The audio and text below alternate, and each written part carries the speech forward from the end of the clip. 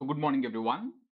My name is Arafat, and I teach history on the textbook platform. So, in this session, let us discuss a very important topic of modern Indian history.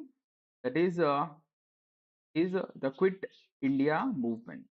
Just a minute. The Quit India movement. So, the topic of today's discussion is the Quit India movement. So let me once again introduce myself. My name is Arafat. I teach history on the textbook platform. So in this session, let us discuss a very important topic of modern Indian history, that is the Quit India movement.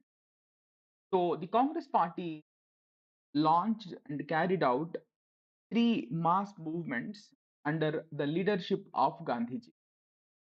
Congress Party launched and carried out three mass movements under the leadership of Gandhiji, the first of which happened to be the non cooperation movement, which was launched and carried out between 1920 to 22. Then the second mass movement launched by the Congress Party under the leadership of Gandhiji was the civil disobedience movement. It was launched and carried out between 1930 1934. So the second movement is the civil disobedience movement. The third movement, uh, the third mass movement launched by the Congress Party, again under the leadership of Gandhiji, happened to be the Quit India movement. So it was launched and carried out in 1942. So this movement, the Quit India movement, was launched in 1942. It also came to an end in 1942 itself. At a point.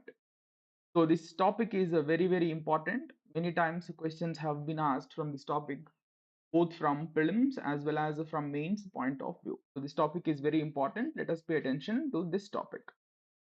So basically, let us. The point is this movement was launched on 8th August 1942 by the Congress Party. So the Congress Party launched this movement with the slogan Bharat Chodo, is Quit India.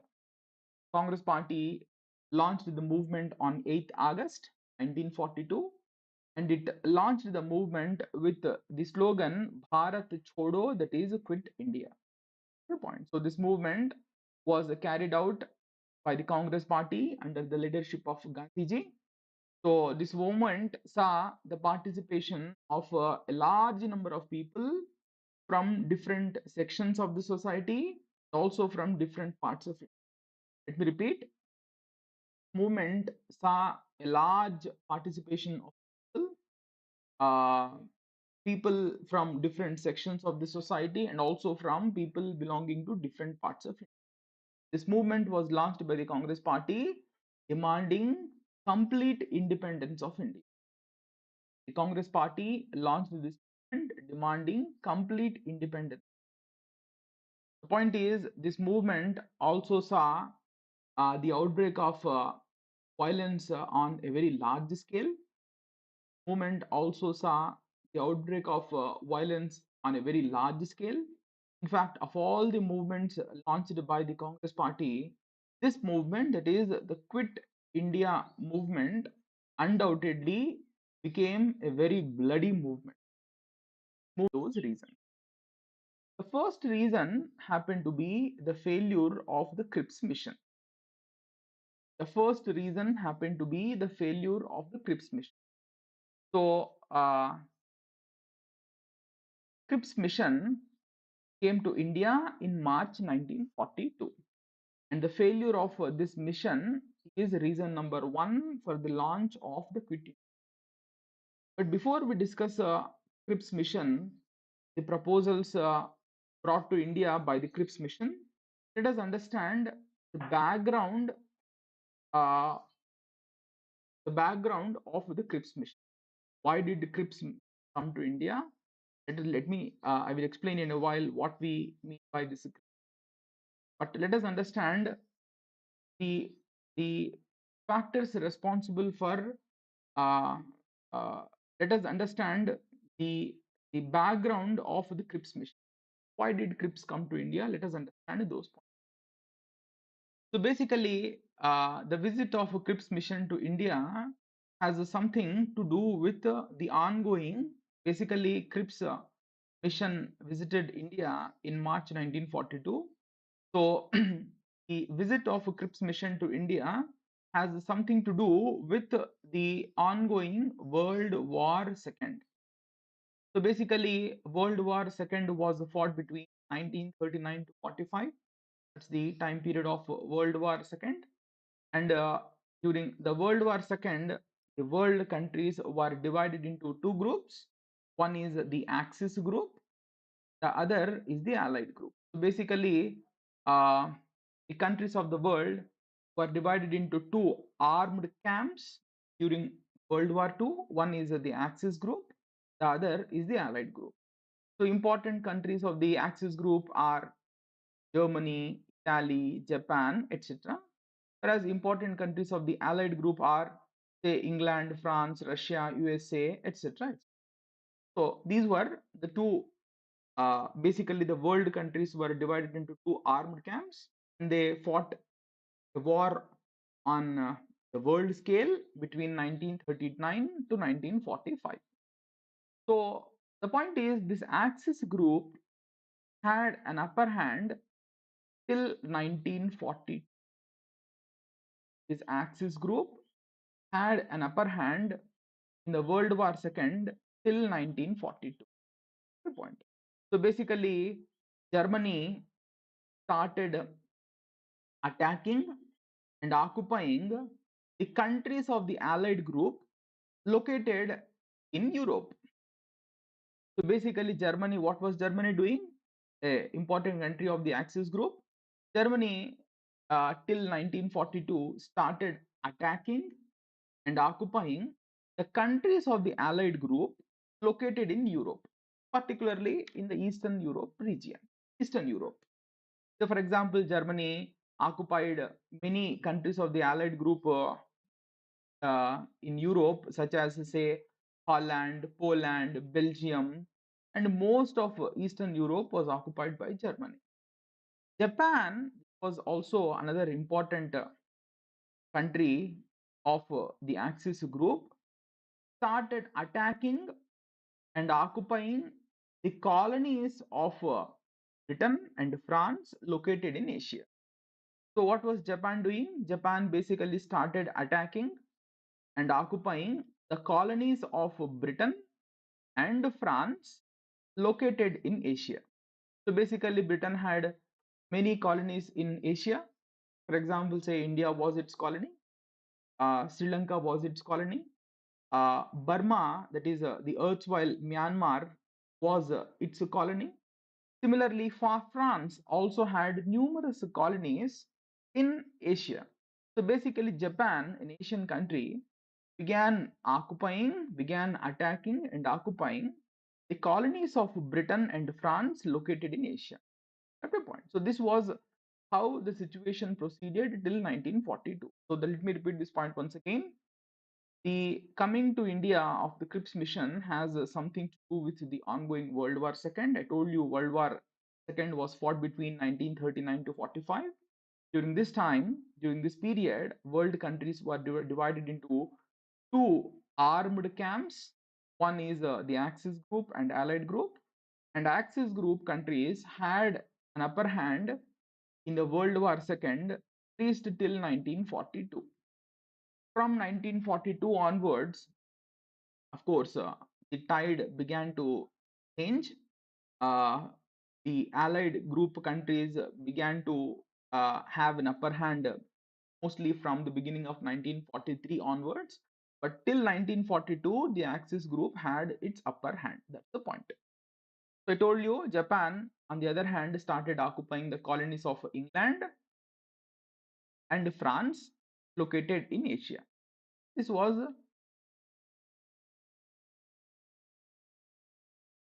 that was how the things proceeded till 1942.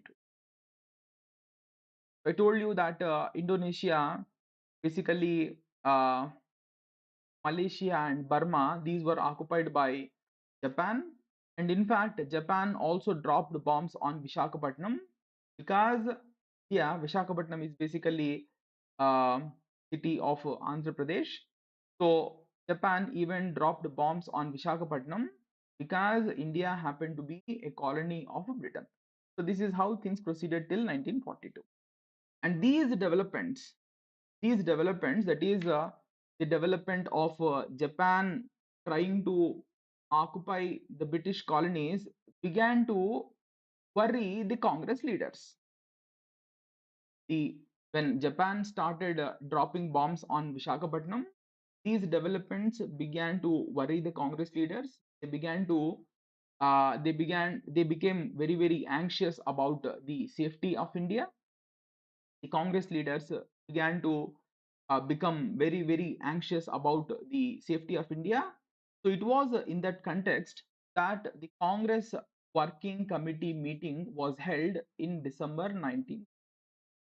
Basically, Japan was trying to occupy the colonies of Britain in Asia. It even dropped bombs on Vishakhapatnam. This made this these developments began to worry the Congress leaders, and it was in that backdrop that a CWC meeting, that is the Congress Working Committee meeting, was held in December 1941. So in that meeting, in the CWC meeting, the Congress Party passed a resolution uh, promising to cooperate with the British in its war efforts in case if Britain agrees to grant complete independence to India after the war. So basically, what was the decision taken in the 1941 CWC meeting? Basically, the Congress leaders agreed or promised to fully cooperate with Britain in the war efforts, provided Britain agrees to grant full independence to India after the end of the war. That was, in summary, the summary of the resolution passed by CWC in. So this was the stand taken by the Indian leaders. But on the other hand, the situation for the allies, the allied countries began to worsen. As I told you, till the end of 1942, uh, the the Axis group countries had their upper hand in the war. So on one hand, the allied countries began to suffer losses till 1942. On the other hand, the Congress leadership uh, uh, promised full cooperation with Britain in its war efforts, provided Britain agreed for a full independence of India after the war. And meanwhile, till the end of 1942, till the point is in 1942, the situation still began to get worse for the Allied countries. So therefore, the Allied countries began to put pressure on Britain to secure the cooperation of what cooperation? Basically, if the Congress Party gives a call to the Indians to enroll in the army, definitely more people would come forward to enroll themselves in the army. That is what we mean by cooperation. The whole point is, as the situation began to worsen for the allies, allied group countries began to pressurize Britain to make an attempt to secure the cooperation of India. So therefore, it was under the growing pressure of the allies, was due to the growing pressure of the allied countries, Britain sent a mission to India, which became popularly known as Cripps mission. Basically, the mission refers to a committee that came to India to achieve a particular task. What do you mean by mission? Mission means committee that was sent to India to achieve a particular task. So basically, under the growing pressure of the allied countries, British government sent a mission to India, which became popularly known as a Cripps mission. So it was a multi-member mission. The chairman of this mission was one Mr. Sir Stafford Cripps. It was a multi-member mission headed by one Mr. Sir Stafford Cripps. and hence this mission became popular as Cripps. Cripps, and this Cripps mission came to India in March 1942 with two proposals. Came to India March 1942 with two proposals. One is dominion status. So basically, uh, the Cripps mission promised dominion status to India after the end of World War II. Basically, the first proposal put forward by Cripps was dominion status to India. So the Cripps mission promised dominion status to India after the end of World War II. What is dominion status? Dominion status, in simple terms, mean semi-independent.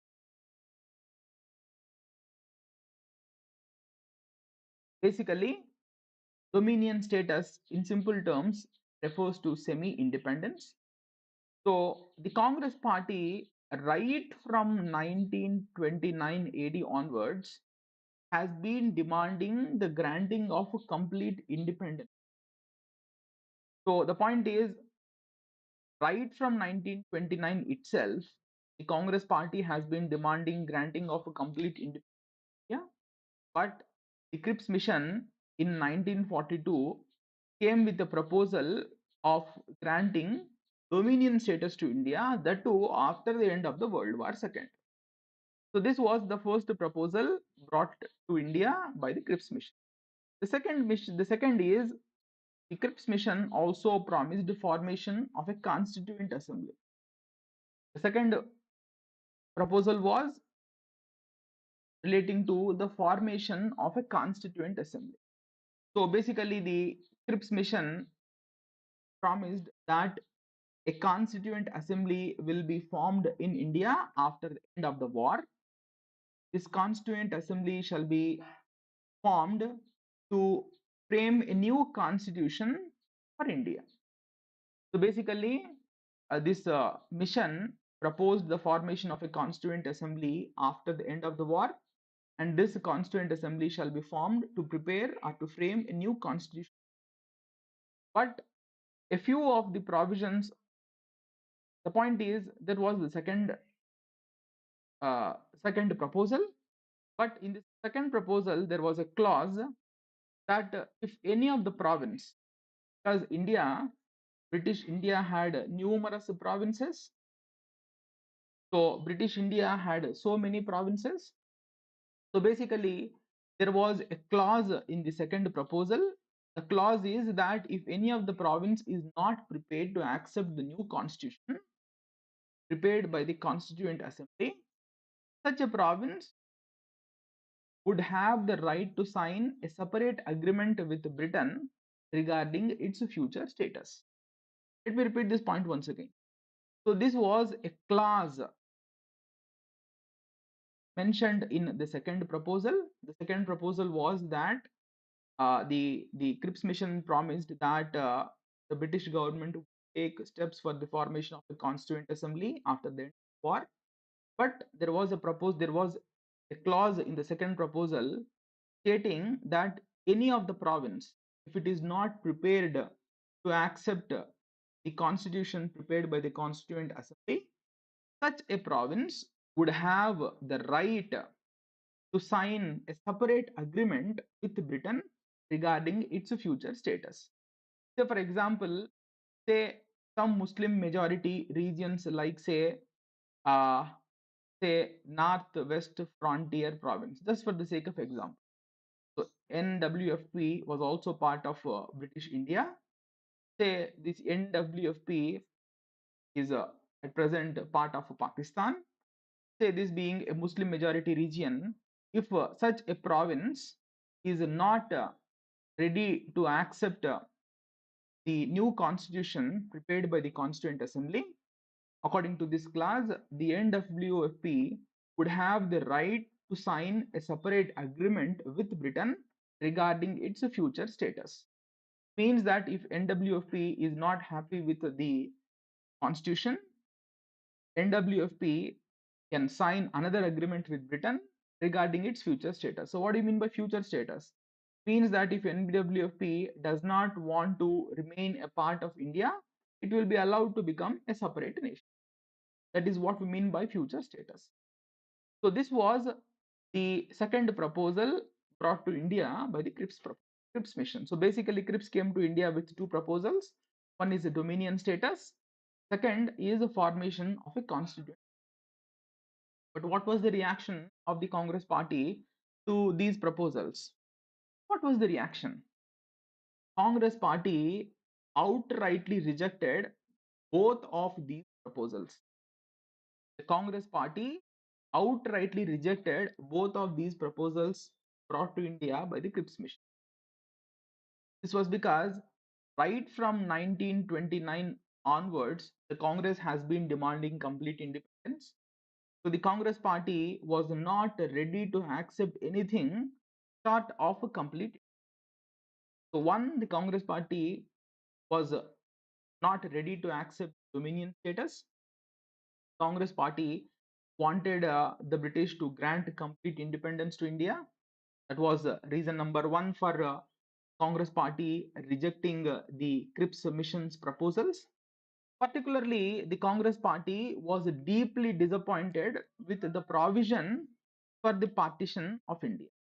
So this clause, basically, I just told you here, if any of the province was not ready to accept the constitution prepared by the Constituent Assembly, such a province would have the right to sign a separate agreement with Britain regarding its future state. So what does it mean? It means that basically the the British declared, the British uh, uh, indirectly hinted for the partition.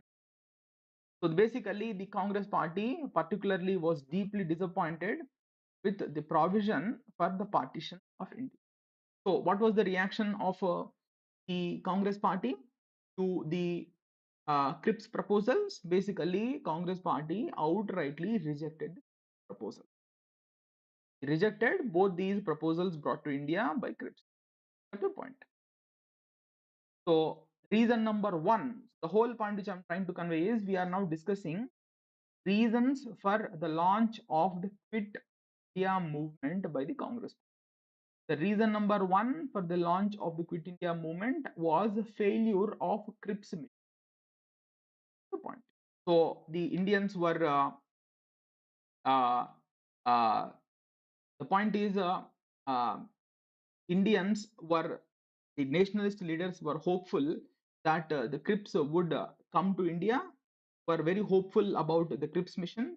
The Congress leadership was hopeful that Cripps would come to India with better proposals, but the proposals brought to India by Cripps greatly disappointed the Congress leadership, and that became reason number one for the launch of the Quit India movement, Congress party. That is reason number one. Second reason is shortage of essential commodities. The shortage of essential commodities. This became second reason for the launch of the Quit India movement. So basically, during World War II, the British diverted essential commodities to meet the needs of the army. The British diverted essential commodities uh, from India to meet the needs of the army. So food grains, what all was produced in India, the British began to divert them to meet the needs of the army. So it resulted in a severe shortage of essential commodities in the market. The point. So it resulted in food shortages for the civilians. At a point. It also resulted in very high inflation. At a point.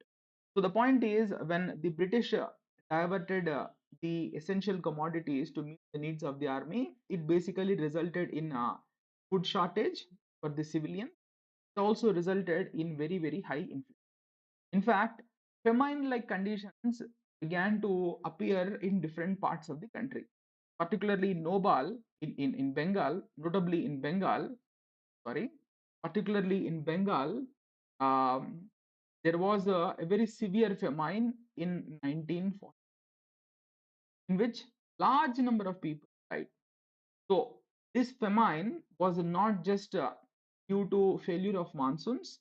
This was basically a man-made famine because the British had diverted the the essential commodities to the army. As a result, its supply decreased substantially in the market. So food there was food shortages. There was a very high inflation. As a result, uh, the economic hardships of the people, uh, the people began to suffer huge economic hardships at a point. So by this time, the people of India, that is by 1942, the people of India can they got fed up with the British people.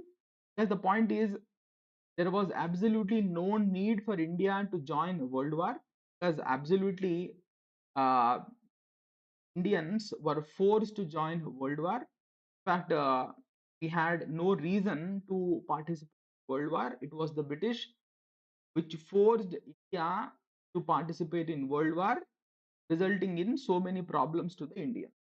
So therefore, by 1942, the people of India got fed up with the people of India began to think that enough. The people of India began to uh, they got fed up with the British rule, and they began to realize that the only way to end their miseries was by securing the independence of India. Let me repeat this point. People of India by 1942 got fed up with the people. So the people of India also began to realize that the only way in which they can reduce their problems was by securing independence. And it is for this reason when the Congress Party it is for this reason the Congress Party gave a call for the Quit India movement in 19.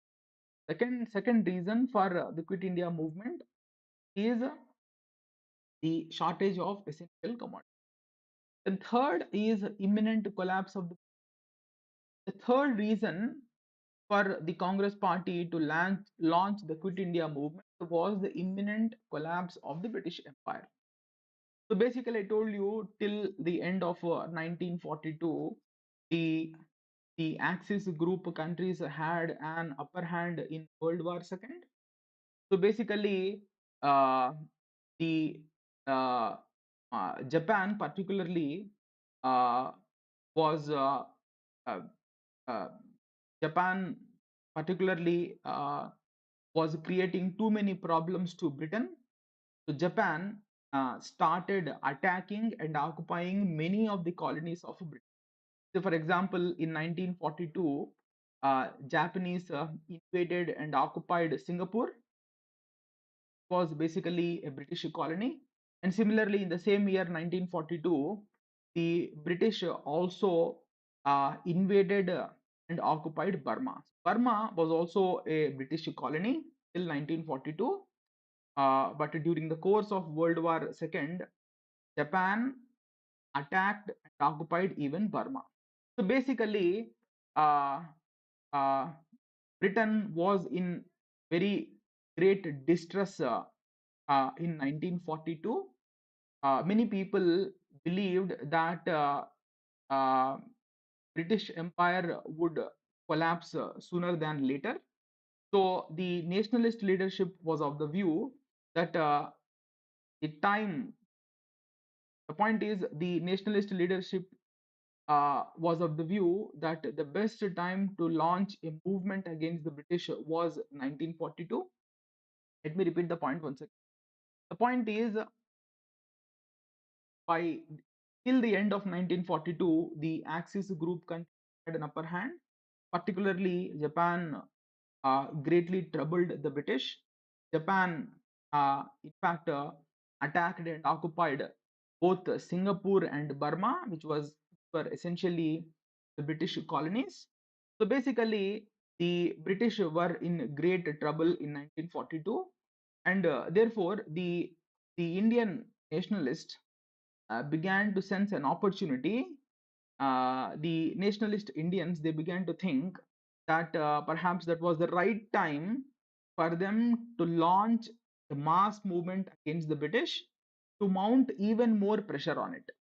Britain was already in great distress, so the Congress leaders were of the view that the right time to launch the movement was 1942, because they thought that it would bring even more pressure on the British government, forcing it to grant complete independence.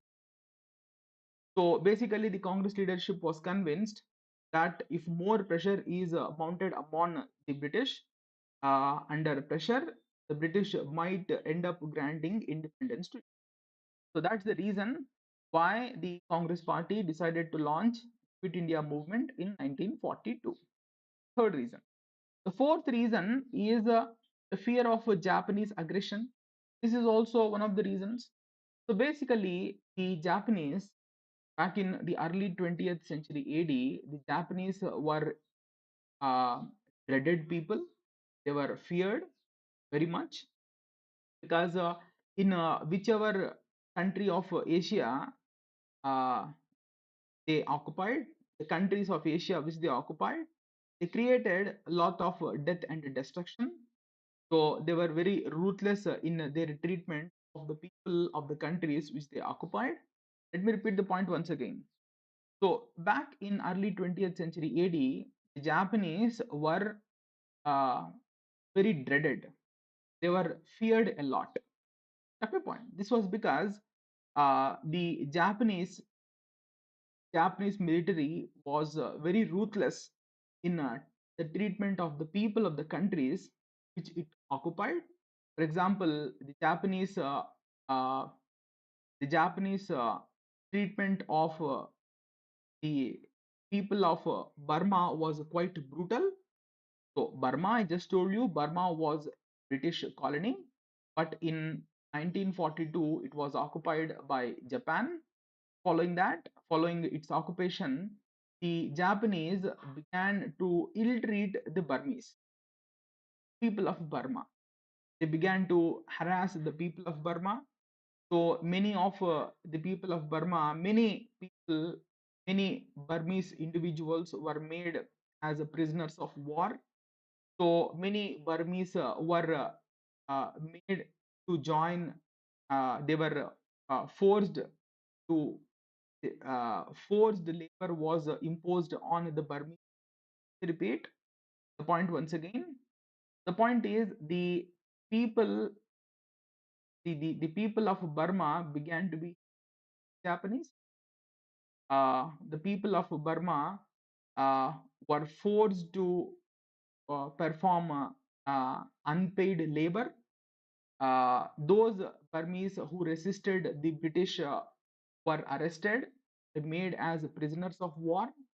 So the whole point which I'm trying to convey is uh, the Japanese did not carry a good reputation in the early 20th century, and the Japanese uh, they ill-treated the people of the countries which they occupied even during the World War II.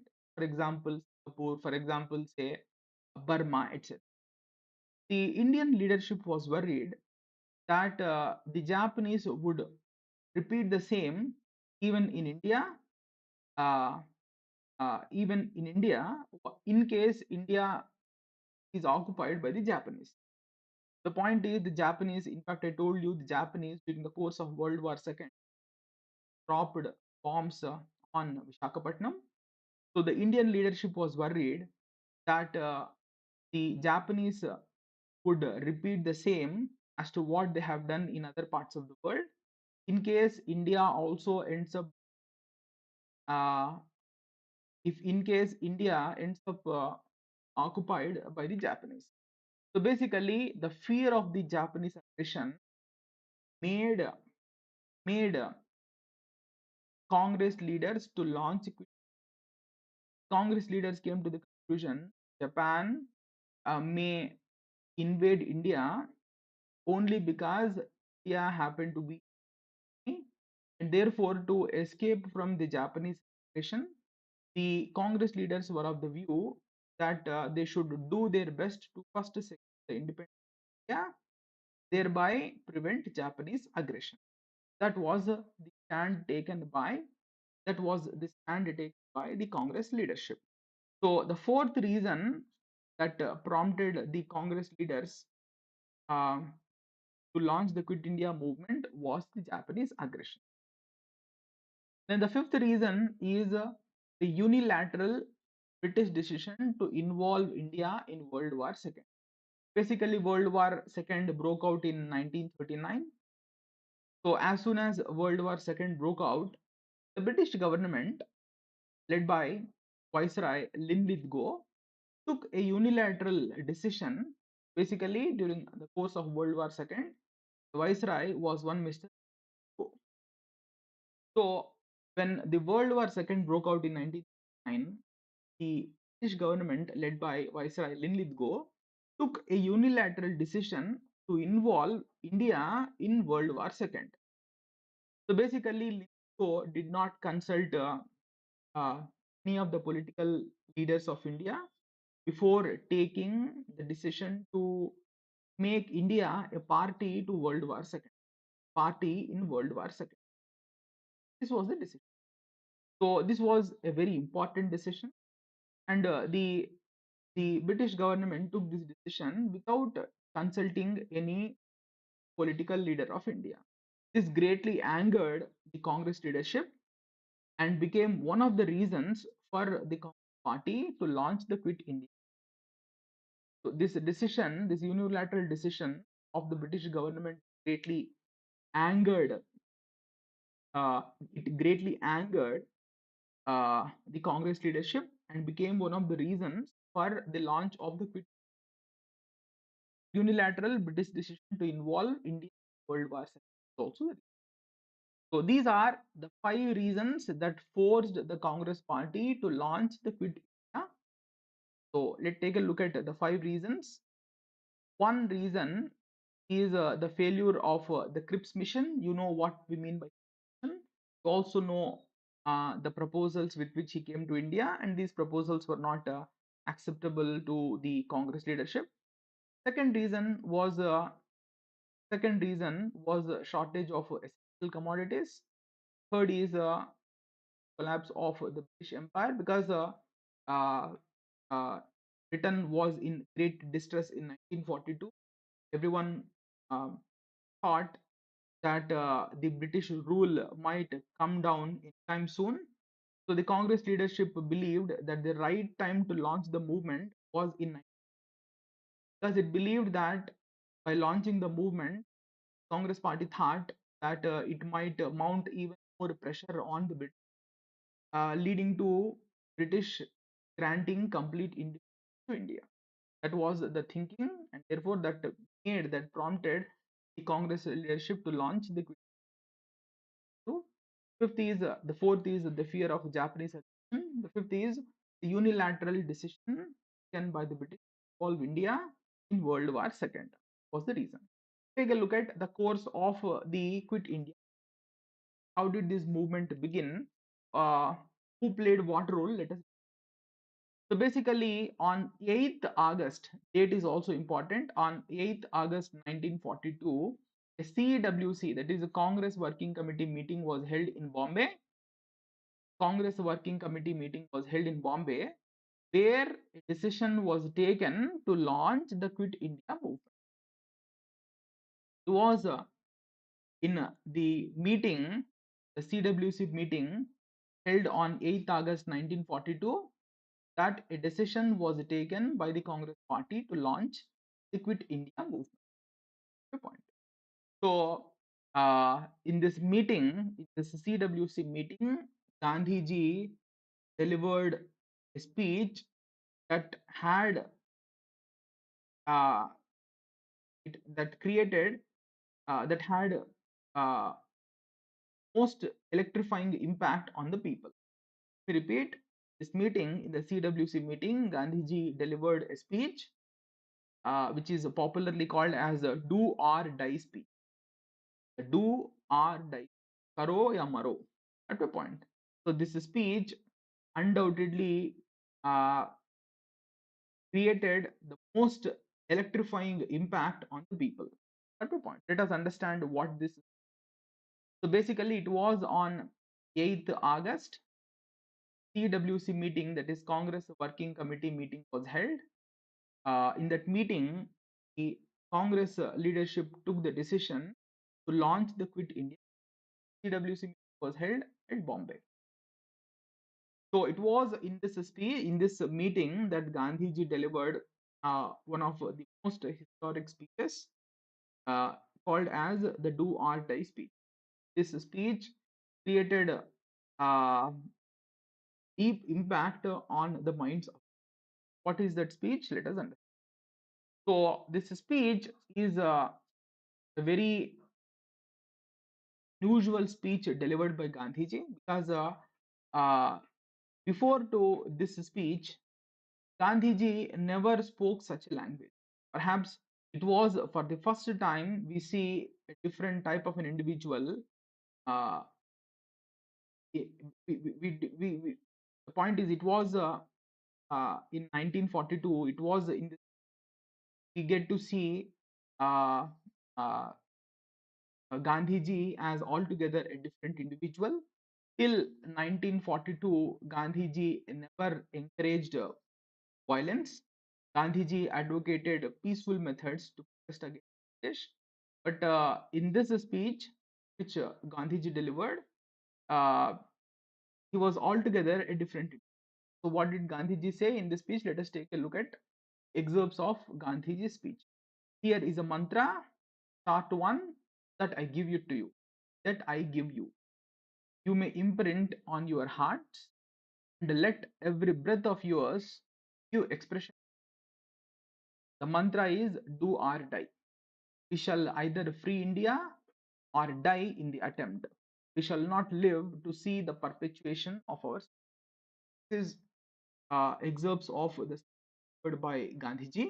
But basically, this kind of a speech was not delivered by Gandhiji before. For the first time, we get to see Gandhiji delivering this kind of a speech. Even in this, at this stage, Gandhiji did not advocate use of violence, but uh, Gandhiji did not advocate use of violence. But basically, Gandhiji asked to get ready for one final major struggle.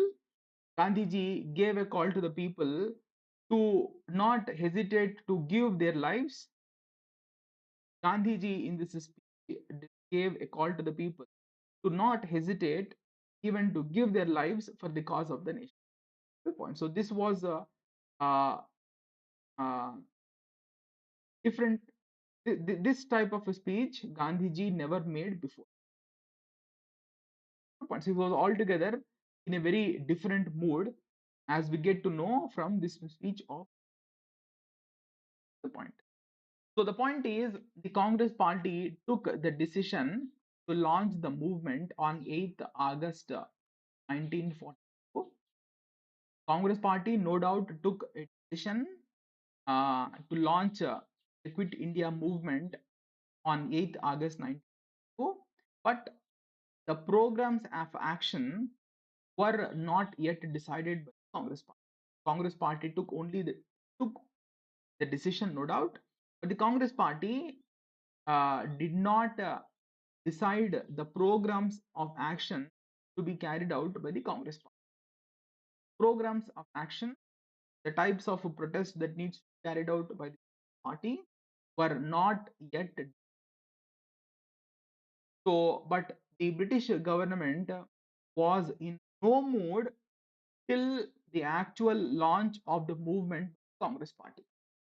Point is, the Congress party took a decision to launch the movement on 8th August, but the actual movement was yet to begin. The Congress party was yet to decide on the types of protest that needs to be carried out during the movement. All those details were not. But on the other hand, the British government was in no mood to wait till the launch of the Quit India movement. The next day, that is on 9th August 1942, one single swoop, the in one single swoop, that is on 9th August 1942, uh, almost all the important leaders of the Congress party, including Gandhiji, Nehru, Sardar Patel, etc., were arrested and were put in some undisclosed location. So, what was the reaction of the British government? So, basically, the British government was in no mood to wait till the actual launch of the movement by the Congress party. On 9th August itself, the, the British government swooped on the Congress leaders and arrested almost all important leaders of the Congress party, kept them in some undisclosed location. So the arrested leaders include Mahatma Gandhi ji. Mahatma Gandhi was arrested. Jawaharlal Nehru was arrested. Sardar Patel was arrested. That's the point. So Babu Rajendra Prasad was arrested. Sarojini Naidu was arrested. Most of the top leaders of the Congress party were arrested and they were put in some. So the point is, this made the Quit India movement a leaderless movement. So the point is, the British government uh, made these preemptive arrests with a view to crush the Quit India movement before it could spread. Why did the British government carry out these arrests? Basically, these were preemptive arrests which the British government carried out in the hope of crushing the movement before it could spread, before it could become a mass movement. But but the point is, these preemptive arrests carried out by the British government had the opposite effect. So this made the movement a leaderless movement because almost all the important leaders of the Congress party were arrested. It made the movement a leaderless movement, and it led to the movement passing into the hands of the youth and under the leadership provided. The point is, the point is, these preemptive arrests made by the British government uh, had an unintended result. So it no doubt made the movement a leaderless movement, but on the other hand, it resulted in the movement passing into the hands of the youth. That's the point. So and as and when the movement went hands of the youth, turned very violent. So the point which I'm trying to convey is, the whole point which I'm trying to convey is, the British government carried out preemptive arrests. It made the movement a leaderless movement. So immediately the movement went into the hands of the youth, turned violent. It resulted in lot of violence. That's the point. So the point is, the youth gave revolutionary slogans like Thana Jalao, Angrez Bhag Gaya, etc. That's the point. So basically, the youth began to give very revolutionary slogans like Thana Jalao, that is burn the police station, and another slogan which they gave was Angrez Bhagaya, that is the British have fled. These kinds of revolutionary slogans were so all British authority, be it police stations, railway stations, post offices, began to be attacked and destroyed by the youth of the country. So the point is, uh, as long as the national movement remained, uh, uh, point is, as long as the movement was carried out by the Congress leadership, most of the time the movements remained by and large peaceful movement. That was the case with respect to the non-cooperation movement. That was the case even during the civil disobedience movement. But in a Quit India movement, the entire Congress leadership was arrested, and immediately the leadership went into the leadership of the movement went into the hands of the students and turned very violent. At a point. So, in the absence of this central leadership, the movement turned very violent. So, the students began to attack all symbols of government, the police station, railway stations, post offices, etc. They began to raise revolutionary slogans like Thana Jalao, burn the police station, Angrez bhag gaya, etc., etc. began to be raised. Take a look at the uh, the some key developments during the course of the Quit India movement. Within the first week launch of the movement, almost 700 bomb explosions occurred in parts of the. So it indicates to the magnitude of violence carried during the Quit India movement. In the first week of the launch of the movement, about 700 bomb explosions were recorded in different parts of the. So almost 150 within the first week of the movement, 150 police stations were attacked and destroyed. 250 police stations, railway stations, and 500 post offices attacked. And so all these points to the magnitude of violence during the Quit India movement.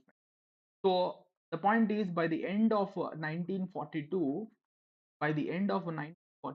the entire Quit India movement, but by this time itself, 1,000 people died as a result of the police action, and more than 60,000 Indians were arrested and made as a prisoner. There were more than 60,000 Indians were arrested, and all this happened first few months of the launch of the Quit India movement. So when was the Quit India movement launched? On 8th August 1942, India movement was launched. So within the first week, 700 bomb explosions, 150 150 police stations, 250 railway stations, and 500 post offices were attacked and destroyed. So by the time the movement came to an end, by the end of 1942, almost 1,000 people died and more than 60,000 people were arrested, sent to prison by the British authorities. That's the point. So since this movement saw an unprecedented violence, historians call this movement as August Kranti.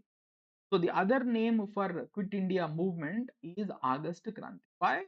Because the kind of violence that had erupted during this movement made few historians to call this movement as August Kranti. At a point.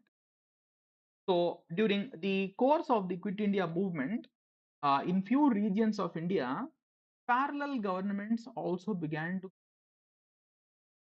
So in few regions of India, during the course of the Quit India movement, parallel governments were formed.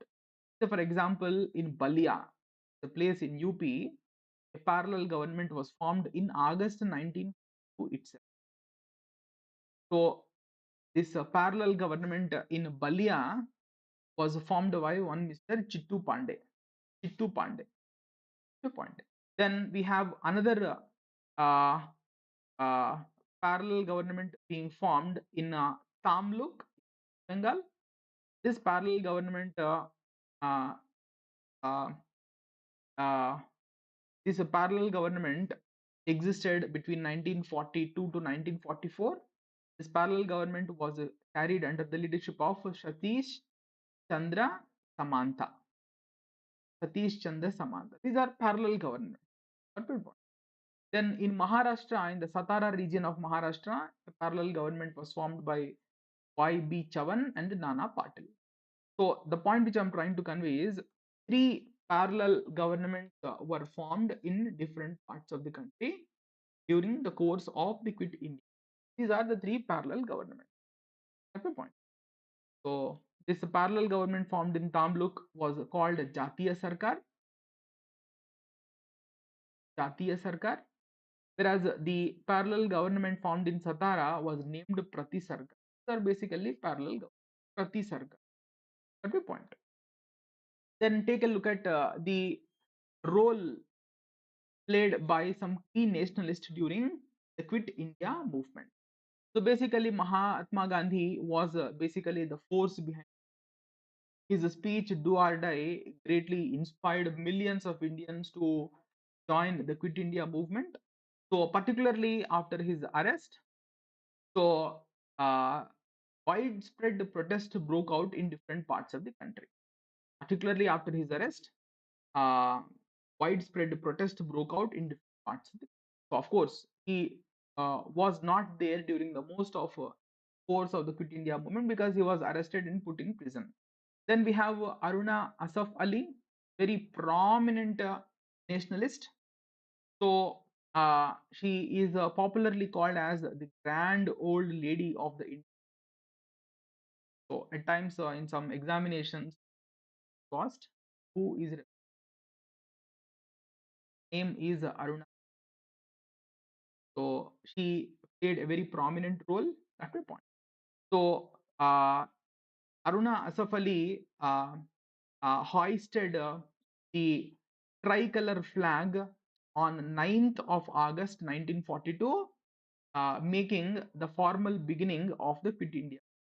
He was the one who hoisted the flag in a ground in a Maidan, Bombay on 9th August 1942, making the formal uh, beginning of the Quit India movement.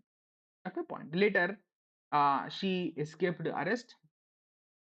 She went underground and was involved in carrying out revolutionary activities against the British. So basically, Aruna Asaf Ali escaped arrest of the British. She went underground and she was very, very actively involved in carrying out a number of underground activities, such as uh, she was in the forefront of organizing protests. She was in the forefront of publishing and distributing pamphlets, etc., etc. So Aruna Asaf Ali, very, very important personality during Quit India movement. That is, we have Jayaprakash Narayan. So he too went underground after the arrest of the Congress leaders. So he too was involved. Point is, Jayaprakash Narayan was greatly involved in carrying guerrilla activities. So guerrilla activities in both Bihar and Uttar Pradesh. So basically, he too went underground. He too was involved in carrying out revolutionary activities the British, particularly in UP and Bihar. Then we have Ram Manohar Lohia. So uh, Ram Manohar Lohia is basically an associate of Jayaprakash Narayan. So like Jayaprakash Narayan, Ram Manohar Lohia was also involved. He too went underground and he too was involved carrying various revolutionary activities against the British. Every point. So, for example, say he was involved in organizing strikes, distributing revolutionary literature. So he was also involved in organizing armed resistance to British parts of UP and Bihar. Was the role played by Ram Manohar. Then we have Usha Mehta, very, very important personality. This Usha Mehta organized an illegal radio station called the Congress Radio during the Quit. So she was instrumental in organizing an illegal radio station, an underground radio station called Congress Radio during the entire course of the Quit India. She was the forefront of running this illegal radio at a point. So through that radio, he very effectively carried out a nationalist message. He was she played a very important role in spreading nationalist message through the Congress radio. So she was very instrumental in carrying out the propaganda against the British through the Congress radio.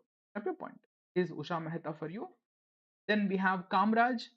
So Kamraj, a very, very prominent Congress leader from Kerala, very prominent Congress leader from Kerala. He too was at the forefront of the Quit India movement. Of course, he was arrested. He was a very popular congressman from Tamil Nadu. So, following uh, uh, his arrest triggered widespread protest in different parts of Tamil Nadu. So, he too was arrested. kept in prison by the British. But thereafterwards, uh, his arrest triggered widespread protest. So it also resulted in large scale violence in different parts of Tamil Nadu. Then we have Sucheta Kriplani. So Sucheta Kriplani is also a very prominent Congress leader from Uttar Pradesh. He, in course of time, went on to become the of Uttar Pradesh. In fact, Kamraj also went on to become the chief of Tamil Nadu, independent India at a point. So Sucheta Kriplani uh, was an associate of Aruna Asaf Ali. Aruna Asaf Ali went underground. So the associate of Aruna Asaf Ali was none other than Sucheta Kriplani. So she also was instrumental in keeping uh, the resistance to the British rule alive, particularly in Uttar Pradesh region. She too went underground. She assisted Aruna Asaf Ali organizing protest during the Quit India. Was another important. Finally, we have Biju Patnaik, who also went on to become prominent political leader of Odisha at a point. So he too played a very important role. Particularly, he provided a logistical support to the underground freedom fighters. So he provided logistical support to the underground fighters during these were the leaders who played an important role during the. But by the end of 1942, the Quit India movement was a so the point is this movement was carried out only between 1942 August 1942 to the December 1942. So by the end of uh, 1942, this entire movement was ruthlessly suppressed. These are some we have discussed in this class the reasons for the outbreak of India movement. We have also seen the course of the Quit.